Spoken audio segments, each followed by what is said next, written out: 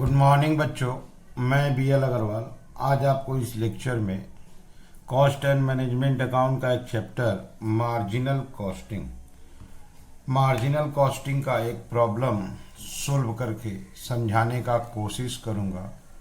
उम्मीद करूंगा कि आपको सॉल्यूशन जरूर से जरूर समझ में आएगा। ठीक है, ये रख दिया आपके सामने एक प्रॉब्लम, छोटा सा एक प्रॉब्लम है। कैलकुलेट प्रॉफिट बोला है। सेल्स दिया है आपको 8 लाख। वेरिएबल कॉस्ट बोलिए या इसी को मार्जिनल कॉस्ट भी बोलते हैं। तो सेल्स है आपका 8 लाख, मार्जिनल कॉस्ट या वेरिएबल कॉस्ट है 6 लाख। तो सेल में से वेरिएबल कॉस्ट माइनस करेंगे तो कंट्रीब्यूशन आएगा। कंट्रीब्यूशन बाई सेल इंटू 100 करने से पीवी रेशियो आएगा। यहां देखिए ब्रेक इवन सेल दिया है। ब्रेक इवन सेल होता है fix cost by PV ratio.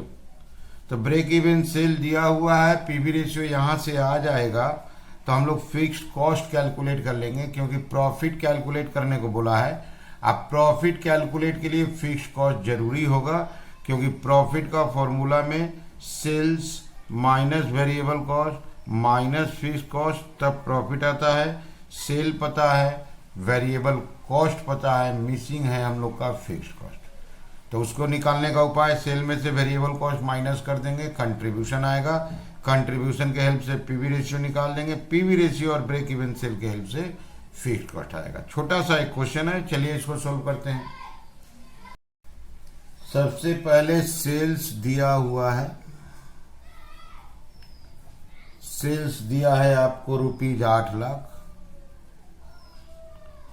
Sales है 8 लाख।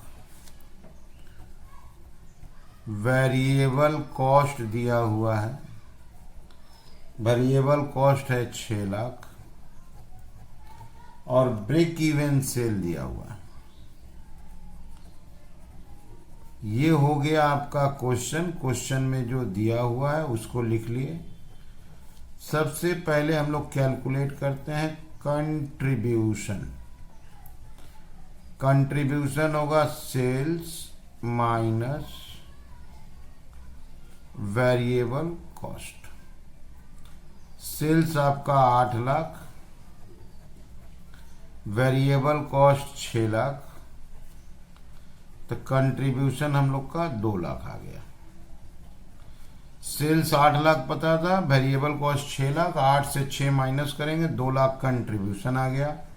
इसके बाद लाते हैं profit volume, that is PV ratio. PV ratio का फॉर्मूला होगा कंट्रीब्यूशन बाय सेल्स इंटू 100। अभी अभी कंट्रीब्यूशन 2 लाख आया था और सेल 8 लाख पता था।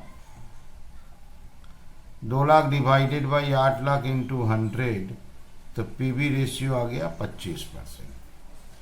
अब हम लोग पीवी रेशियो के हेल्प से ब्रेक इवन सेल सोल्व कर देंगे। ब्रेक इवन सेल्स, इसका फॉर्मूला होता है fixed cost divided by PV ratio. याद रखिएगा पीवी रेशियो ये 25% है।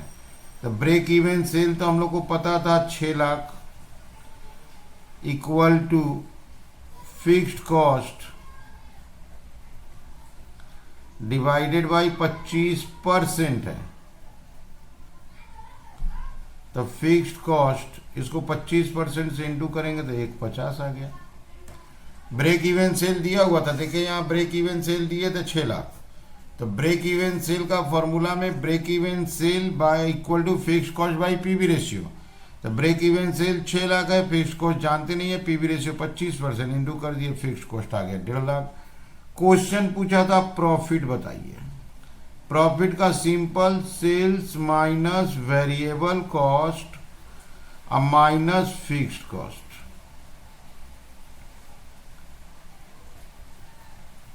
ठीक है, माइनस फिक्स्ड कॉस्ट। तो सेल्स पता था हम लोग को कितना 6 लाख, नहीं सॉरी 8 लाख। सेल्स था 8 लाख, वेरिएबल कॉस्ट 6 लाख, अब फिक्स कॉस्ट अभी अभी आया 150, तो माइनस कर देंगे तो प्रॉफिट आ जाएगा 50,000। ओके। रिक्वायरमेंट में प्रॉफिट था, प्रॉफिट तब तक कैलकुलेट नहीं किया जा सकता जब तक हम लोग फिक्स्ड कॉस्ट नहीं जानते हैं। तो एक बार देखो, अब सेल दिया था, वेरिएबल कॉस्ट दिया था, सेल से वेरिएबल कॉस्ट माइनस करेंगे, कंट्रीब्यूशन आएगा, contribution by sale into 100, PV ratio आएगा। ब्रेक इवन सेल दिया हुआ था तो ब्रेक इवन सेल का फॉर्मूला सोल्व करेंगे, फिक्स्ड कॉस्ट आ जाएगा।